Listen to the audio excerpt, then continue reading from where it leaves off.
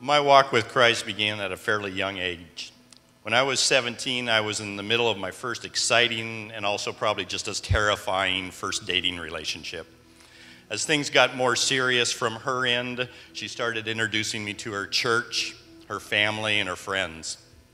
Now, this was a church that was kind of different.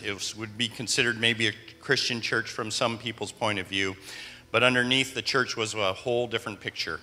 It certainly didn't have anything to do with the gospel of Christ. At any rate, I wasn't very serious about listening to her or to her family or to what was going on until one evening, 3 of their elders trapped me inside their church, and I had to fight my way out of the corner. After a brief wrestling match, what started next was a brief period of time where I was investigating why would people feel this way and why would they act this way. And frankly, I mostly investigated it because I was just plain mad. I didn't enjoy being treated that way. In my investigation, things seemed confusing. All this information that they gave me, it seemed very contradictory. So I went over to my grandmother's house, which was just across from my dad's house over on a ranch. And I asked her, I said, Stella, what kind of information do you have on this God business? I figured, why not look into what everybody else was thinking, because surely these pushy guys couldn't be all right. The next armload of material that she gave me, and I mean it was an armload, just gave me more and more confusion. One Saturday afternoon while laying on the living room floor, I had all this research things flapped out in front of me, laying down there, when a car came out across the ranch.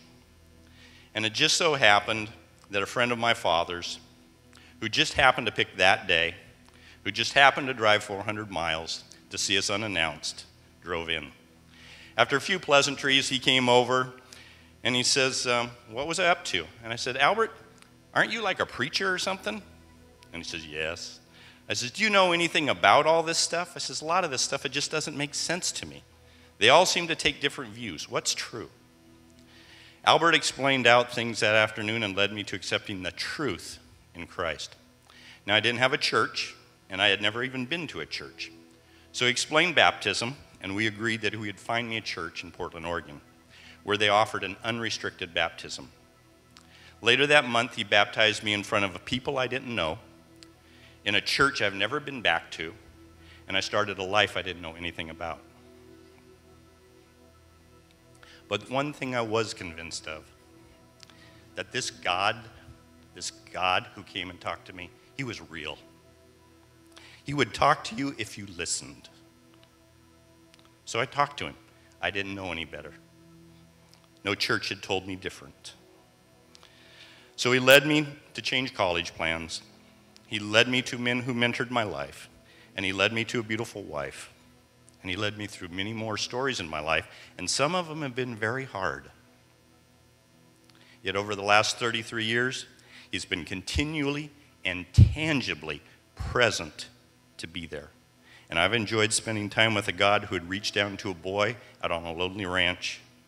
And I've enjoyed spending that time as an older man. My name is Randy Wirick, and I'm being transformed by God who is real.